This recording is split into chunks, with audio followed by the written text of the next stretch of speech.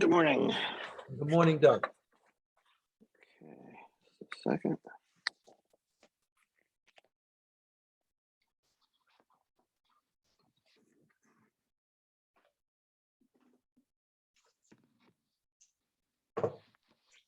Okay, here we are. So we're at the top of 12A, very top. And we're discussing work that you can do or can't do on Chalmah. Amar Shmuel. Shmuel said, "Mekable kibolos." If you're accepting, contracting work, betoch hatchum. So you're doing somebody else's work. Betoch hatchum asur. If it's within the, remember the tchum means the distance that you're allowed to travel from your home on Shabbos or Yativ. So if it's within that area, then you can't accept this work on, let's say it's on Shabbos, right?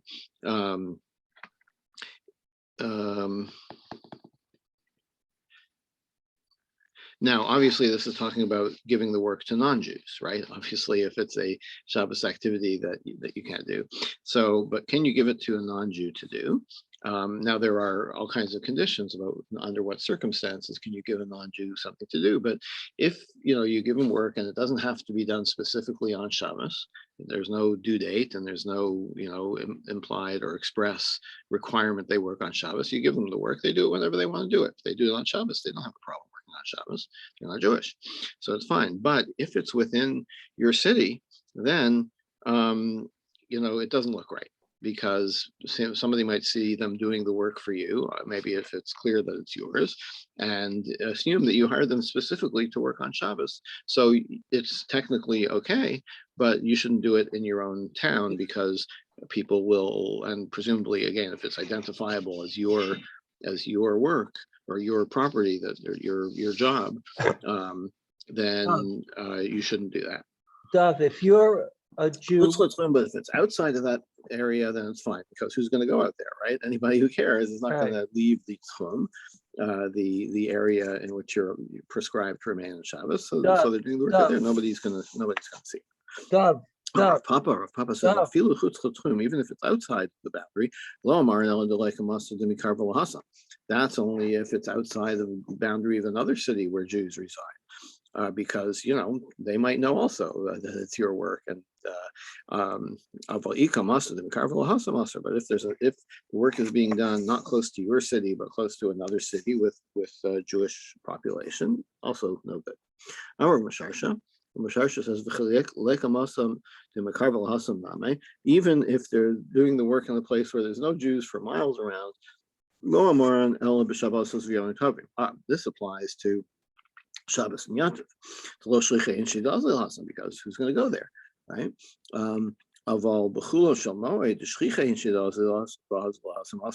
Moed is paradoxically stricter in this case, because you can travel on Chol Moed, but if you're, there's all kinds of dispensations for doing work or travel or whatever on Chol Moed.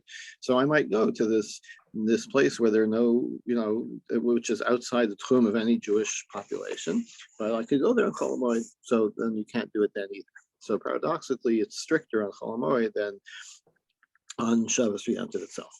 Mar Zutra hired some contractors to build a house for outside of the tchum. Ikla Rav Safra Rav Huna Barchina, so Rav Safra and Rav Huna happened by. They wouldn't go in the house because it was built on Shabbos. So even though it was built by non-Jews and it was outside the tchum, they still didn't want to benefit from the house. They protested. Or it could, one version of the story is in Mar Zutra himself, when he found out that they had built this partly on Shabbos, he wouldn't even go into his own house because of that. So the Gemara says, Shmuel statements, this was outside the tchum, outside the boundary. So what's the problem? It's built by non-Jews. So the Gemara answers, Adam Chashu Shane. This is talking about somebody who's a prominent person. A prominent person, he felt he should hold him. They felt they should hold themselves to higher standards. Some say or some say that the reason that they wouldn't go in the house is that that it wasn't a total contracting job. Mar Zutra the owner, the guy who commissioned the house, he gave them supplies. Like it wasn't, here's $100,000, build me a house. It's like, here's $50,000 and here's the bricks and here's the, insulation and the drywall and whatever. So because he had supplied some of the things, he felt like it was more closely connected to him. And so again, it still seems like this is being overly or particularly strict where it wasn't particularly necessary, but because he was a prominent person, he felt he had to set a higher standard. Rav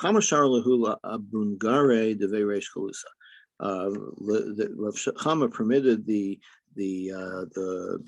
like waiters at the exilarch's house to do their work on Chol Moed, which involved apparently some kind of forbidden activity, like maybe the tables had to be repaired or something like that.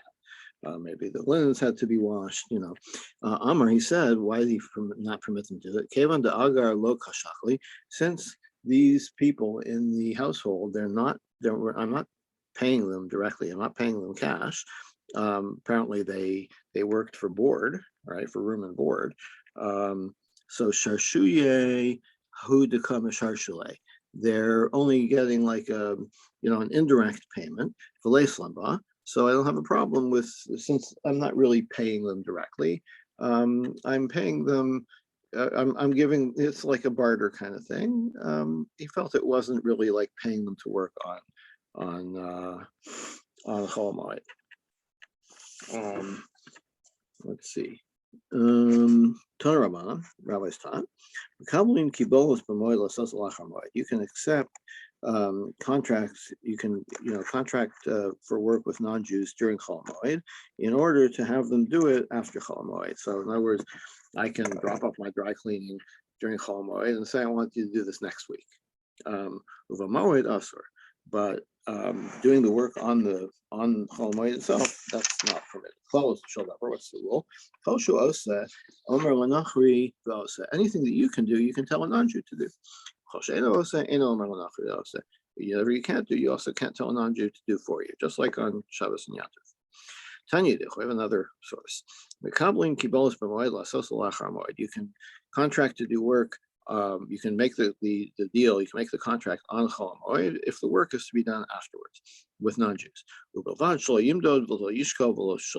can't start doing the work. You can't measure things, weigh things, count things, in the way that you do it on a regular day. So let's say, I don't know,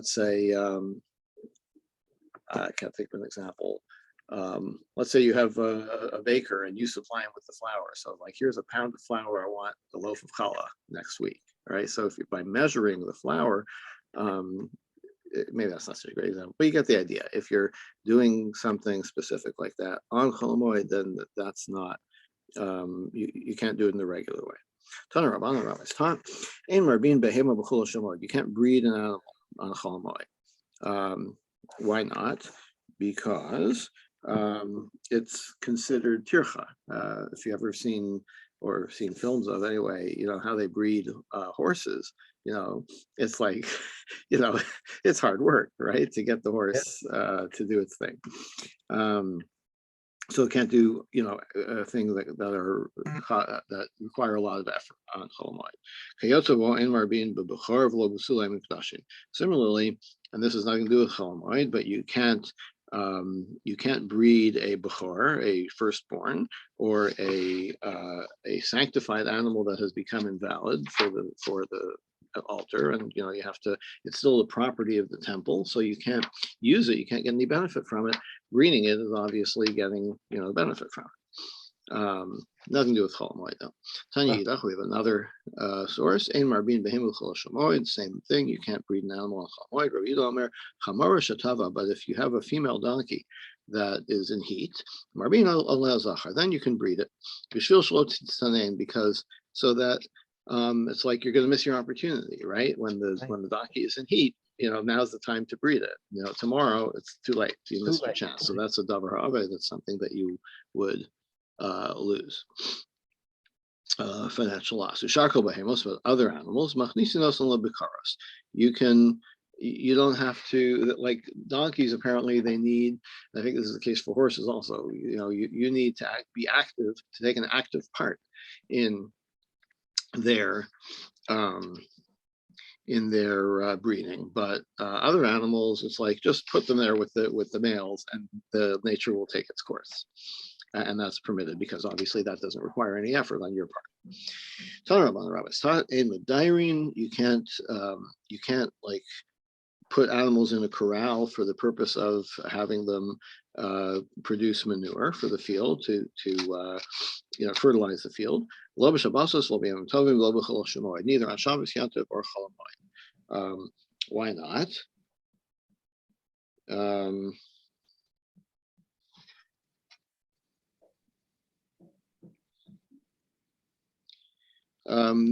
It's, even though it's a rabbinic thing, that even though it's an indirect activity of growing the crops, like you're not actually planting or whatever, you're just allowing the animals to fertilize the field, it's still considered too close to that activity, to the forbidden activity, and the rabbis proscribed it.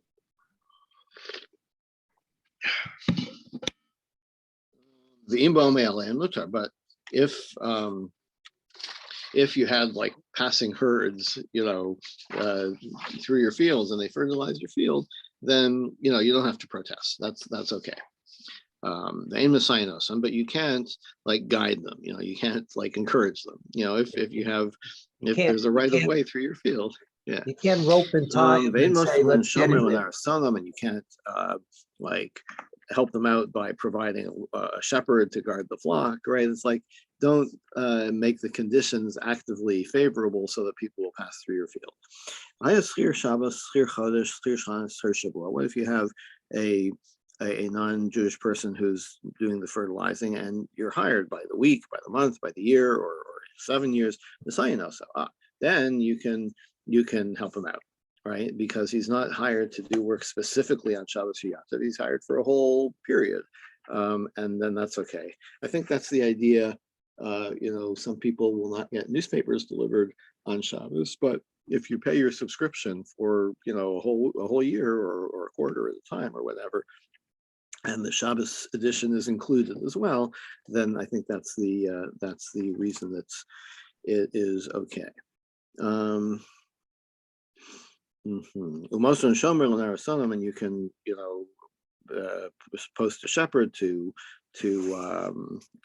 watch the sheep, and because they're hired by the period that is longer than just the Shabbos Yom Tov. Rabbi says b'Shabbos b'Tova. On Shabbos, you can allow the non-Jews to fertilize your field with their crops for a favor. In other words, they owe you one, or sorry, you owe them one, right? They were kind enough to let their animals poop in your field, so you owe them a favor, but you can't pay them to do it directly. Yom Tov Mizanos, on Yom Tov, it's a little less onerous. You can barter with them, but you can't pay cash. For Moed b'Sachar, and Chol Moed, you can, all the restrictions are off. You can pay him. Now, that doesn't mean you can hire him. We're talking about somebody came through and fertilized your field, and then he knocks on your door and says, you know what? I improved your field. How about a tip? Right? So that's okay. No good. Right. No good. Yeah. Sorry, you're on. I think you're on mute, Stan. How do I get? Oh wait, I think my volume is down. Just a sec. Say again. Do you hear me? Yeah, a little bit. 1 sec. Oh, I know why, because it's still into my AirPods, which are not in my ears. Hold on 1 sec. You know what? I'll just put it back.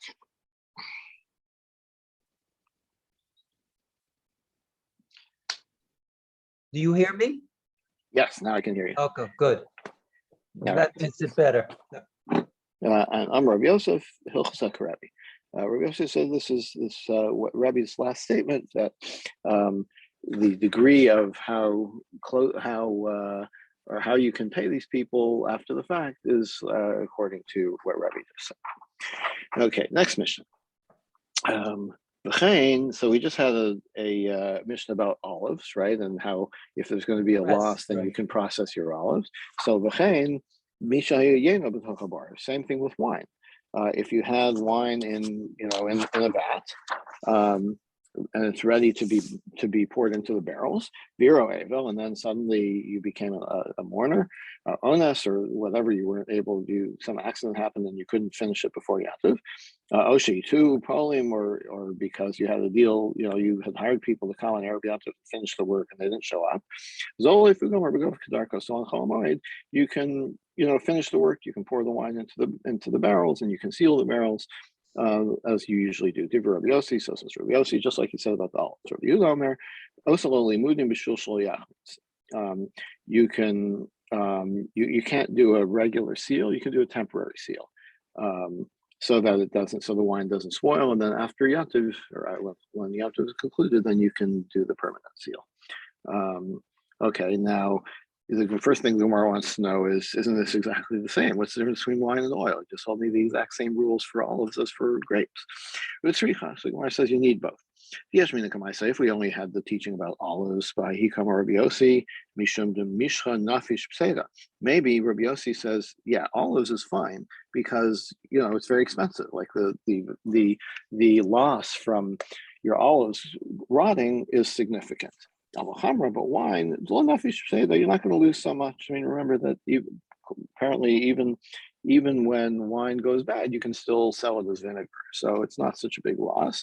So the Mishnah comes to tell you, even wine, you can still, according to Rabbi Yossi, you can still bottle it as you usually do.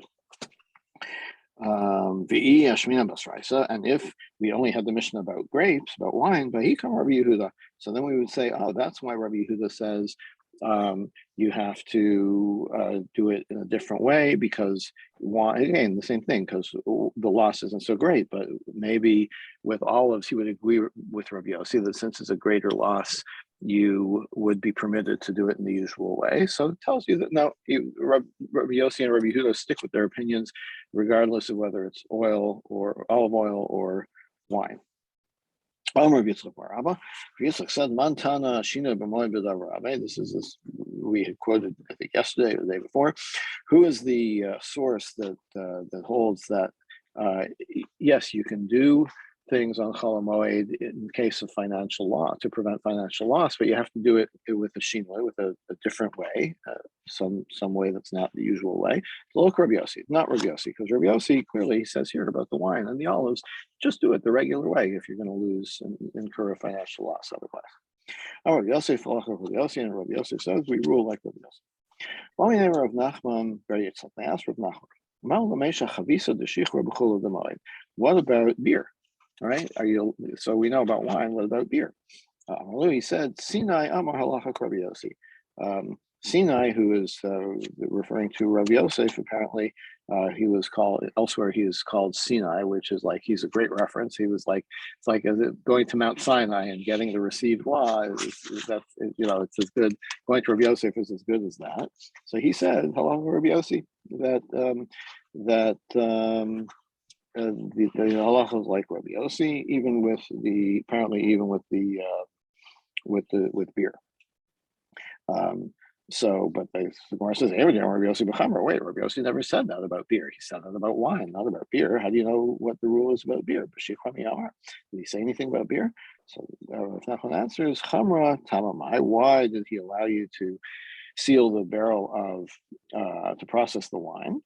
Because you're going to lose a lot of money. So, same thing with beer. Like, he doesn't have to tell you everything that has an equivalent loss. So beer is the same magnitude of loss as wine. So obviously Rabbi Yossi would say the same thing. Because Abai says, Amarli Aim, my mother, actually, when he says Aim, he refers to his nanny, because he became an orphan at a very young age. So anyway, my nanny told me, Barshi Save Vishaye. It's better to have 6 sa of beer that is sealed mi bar tamne lo sheyach than an 8 saw barrel which is unsealed. So you can see there's a significant difference between sealed wine and not sealed wine in terms of their value. Okay, Amar of Chama Bar Guri, Amar Rav Chama said, Hilchos Moed Hilchos Kusim B'Halacha.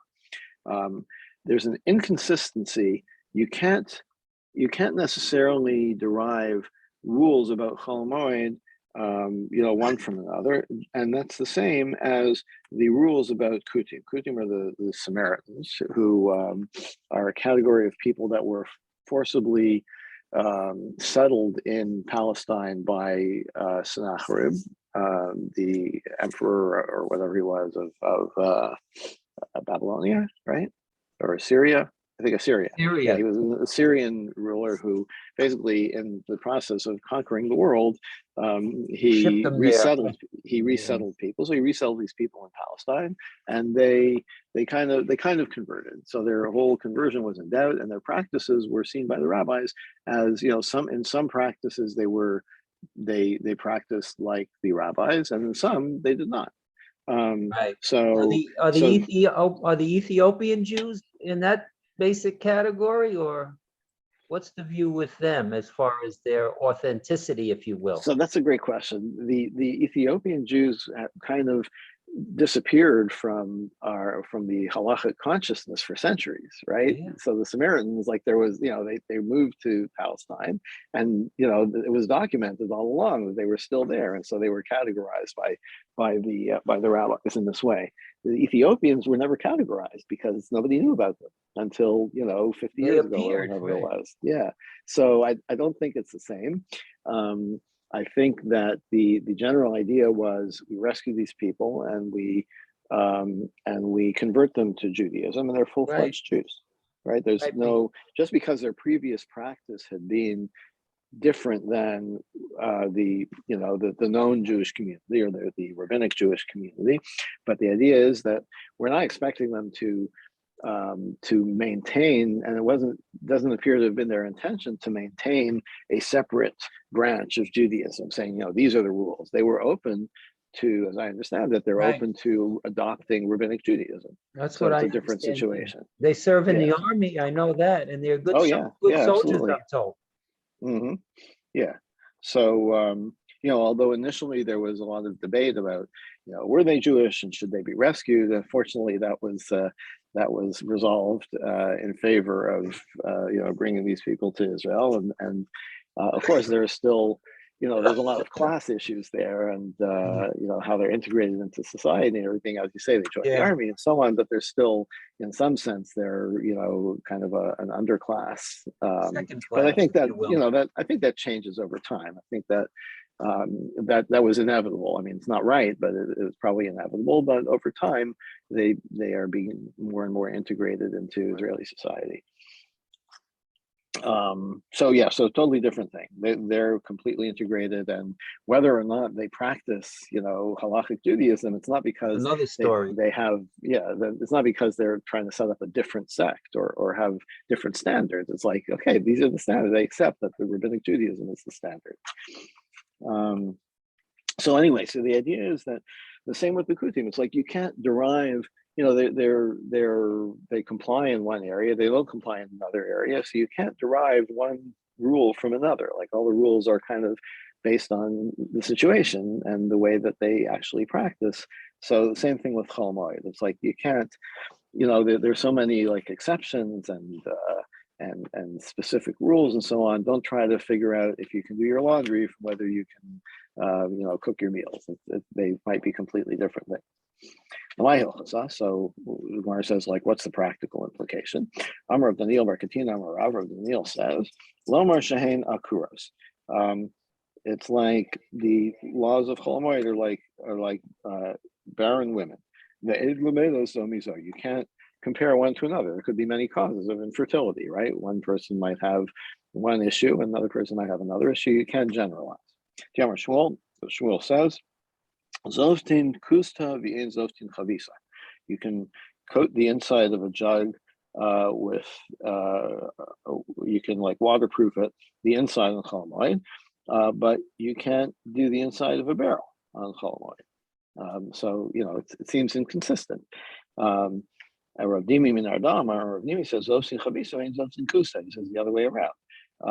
Because why is this? Because one is concerned, like there's two possible issues, that you're going to lose money, or that it's hard work, right? So if it's that you're going to lose money, so obviously you'll lose more money from a large barrel that's leaking than from a small barrel. So you can that's why there's a dispensation to fix the large barrel. But if the problem is how much work it is, so That's another story. a jug is not as much work, so you can do that. But a large barrel is too much work, and you can't do it. Rabbi says Naktina, and we have a tradition, Hilchos Moed ki Hilchos Shabbos, that basically the laws of Chol Moed are like the laws of Shabbos. Yeshmi and Pater Avalasar, in that sometimes you have things that you're not allowed to do, but you're not liable for them in terms of lashes if you do them by mistake. When we studied Shabbos, there are all these things that if you do them wrong, you get lashes, or you can have to bring a sacrifice or whatever. And there are some things that that are forbidden, even though there's no liability. So same thing with Chol Moed. There's some things you can do in the first place. Okay, so I'm not quite sure what the Gemara is getting at. Like, why is this? This seems kind of obvious, but okay, but the statement still stands. Rav Huna's had workers that harvested his crops on Chol Moed, which you're not supposed to do. So Rabba asked, it's fine to grind flour if you want to use the flour on the holiday. But if it's not for immediate use, then you can't do it. And also something that if it's going to cost you financial loss, you can do it. But if it's not going to cost you financial loss, it's forbidden. So that applies to crops that are already harvested on the chubar, but if it's still growing in the ground,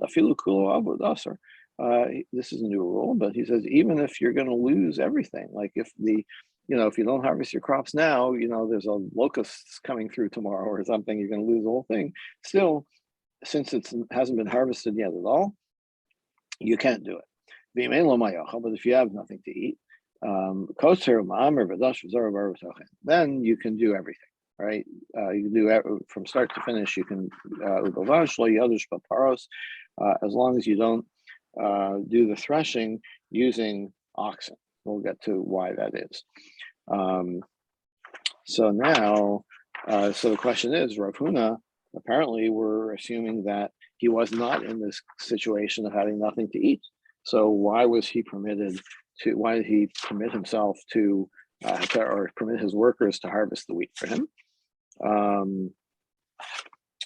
Amarle, so Rav Huna answers, Yechidahi. Okay, the brisa that you said, which was news to us also, right? That that if it's still growing in the ground, you can't. Then the exceptions don't apply. That's a single opinion. That's I don't hold like that. That's not how we practice, how we rule. The Tanya. What's the source? Rav Shimon had a rule, stated a rule. Something that is that's no longer attached to the ground. Even if it's only going to be a small loss, you can do the work on Chol Moed. But if it's still growing, even if everything will be lost, you can't do anything. So that's Rav Shimon Gamliel in the name of Rabbi Yossi, but we don't rule like that. Or Rav Huna didn't accept that opinion. So Gemara says, Rabbi Yossi, wait, if you want to say that that's the opinion of Rabbi Yossi, Yadushnami Baparos. So what's the problem with oxen, right? If you're going to say you can do everything, why do we have that last statement that you can do everything except use ox to thresh the wheat? Rav Yitzchak says, who's the one that said that that you, as we've seen a couple of times, that you can do work where there's financial loss, but you have to do it with a something in an irregular way. Delok Rabbi Yossi, that's not Rabbi Yossi. So according to Rabbi Yossi, you should be allowed to use the ox. Why do you have to do it differently? Since usually you don't, like, you're a person who doesn't usually use oxen, so using oxen, since since you don't usually use oxen, so not using oxen would not be a shinoi, it would be the regular way. So it's telling you that uh,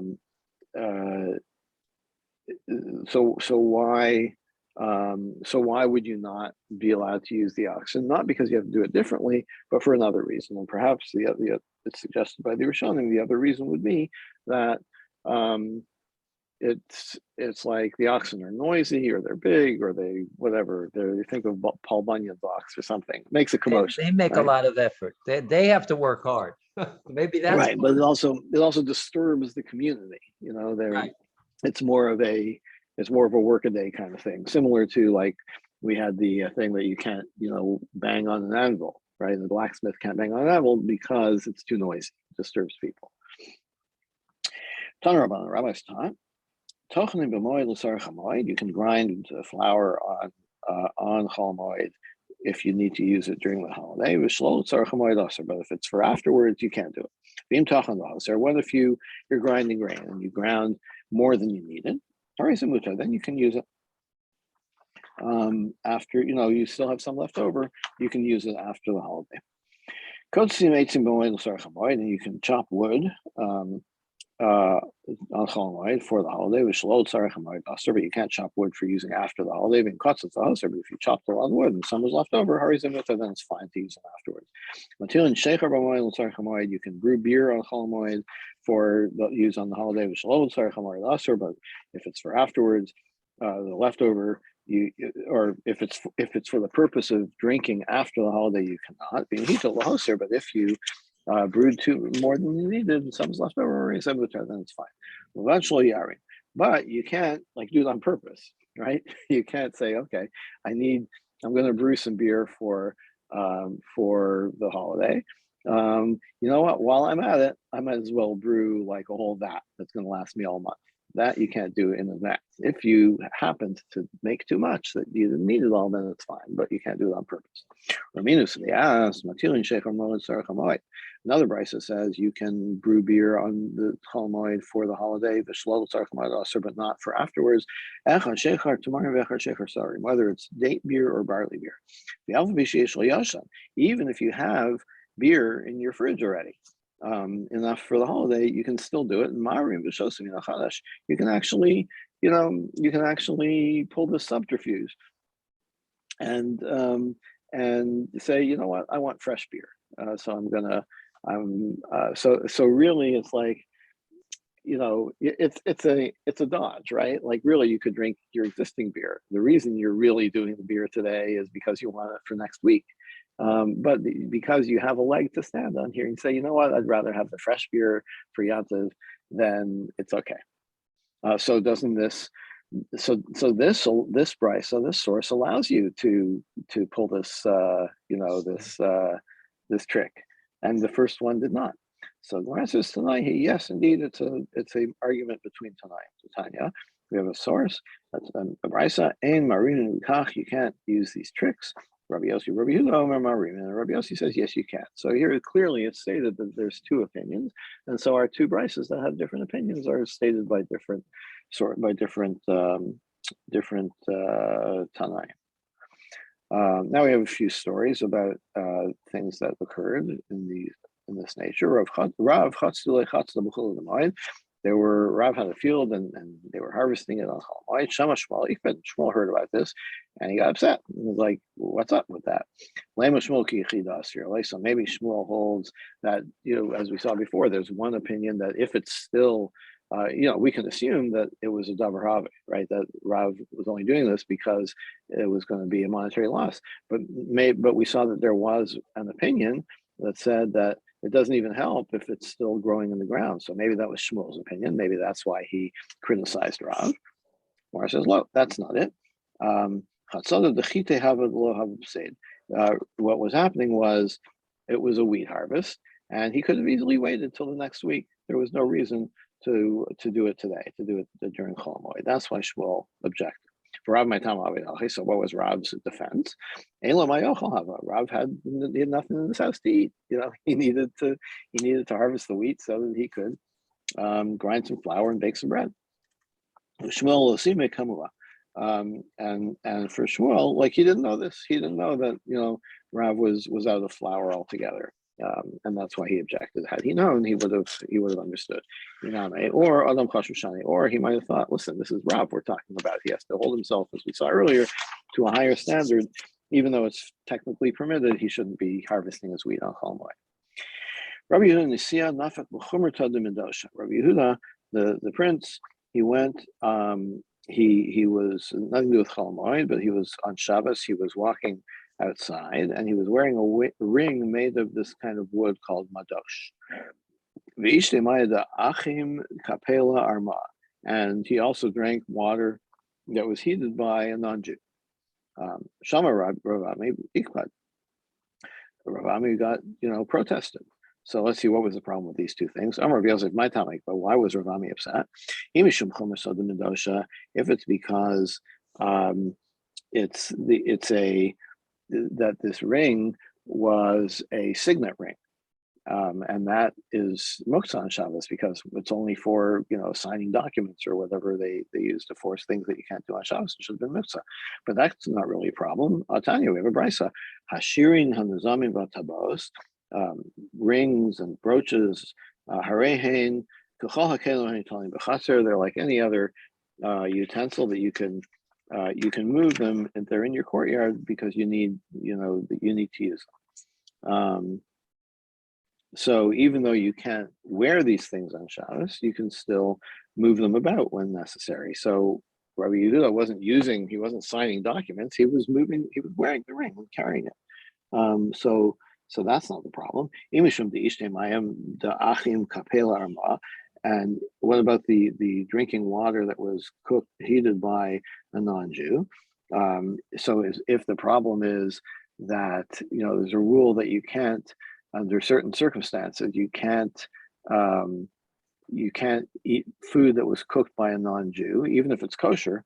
But there has to be a Jew involved in the production of it, and this doesn't apply to everything, by the way. There's a whole bunch of rules restricting that restriction, or limiting that restriction. But if that was the problem, anything that you could eat it if it were raw, there's no problem with the non-Jew cooking it, right? So if you have a cooked carrot, that's not a problem. You could have eaten the carrot raw. Same with the water. You could drink the water cold. You could drink it hot, even if it's heated by a non-Jew. So what was the problem with these things? So, same thing. He was a prominent person. He should have held to a higher standard.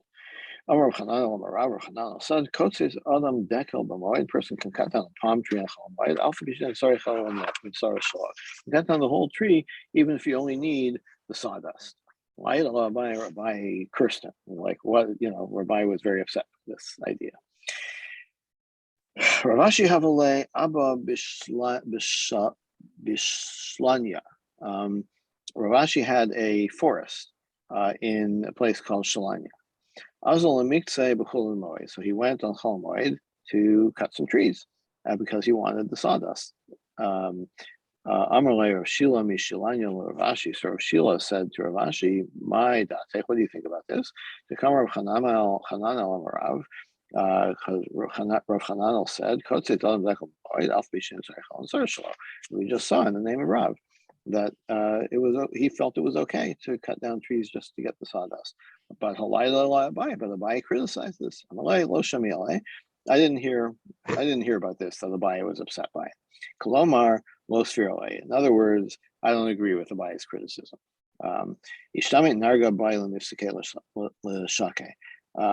So he's chopping the trees, and guess what happens?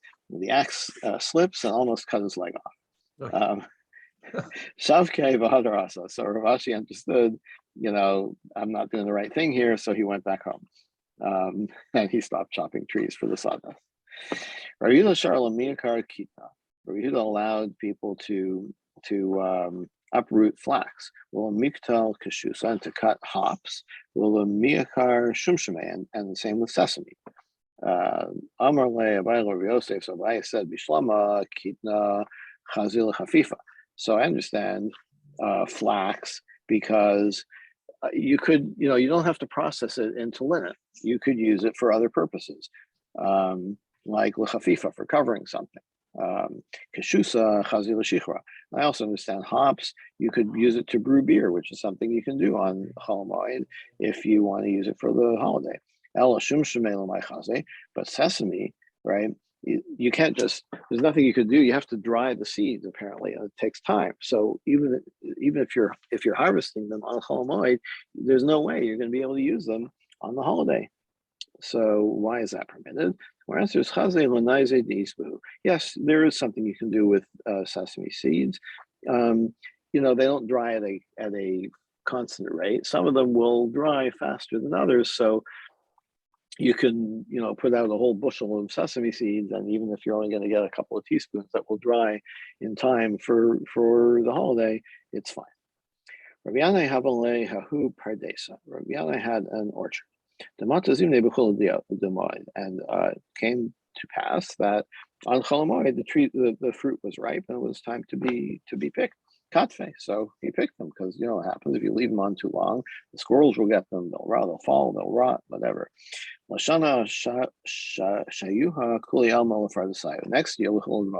Next year, everybody is like, you know what? I'm going to wait till Chol Moed to harvest my apples because I'm busy this week. But next week I'm off work, so that's when I'm going to pick my apples on Chol Moed. So Afkare Rabbi Yanai l'Pradesa Hushatos, Rabbi Yanai, who had done it in the first place, with permission, like with justification, the next year he abandoned his orchard. He made it ownerless as penance, as it were, or to demonstrate. And this just kind of demonstrates the idea that a prominent person does something, people will kind of use it as license to do it in a way that is not really permitted. Okay, I think this is a good place to stop. This mission, we'll pick it up here tomorrow. And tomorrow, I think we're going to finish the parak tomorrow. Am I right? Yes, tomorrow we'll finish the parak. Okay, we'll pick it up here tomorrow. Thank you, Doug. Okay, have a good day. You too. Be well.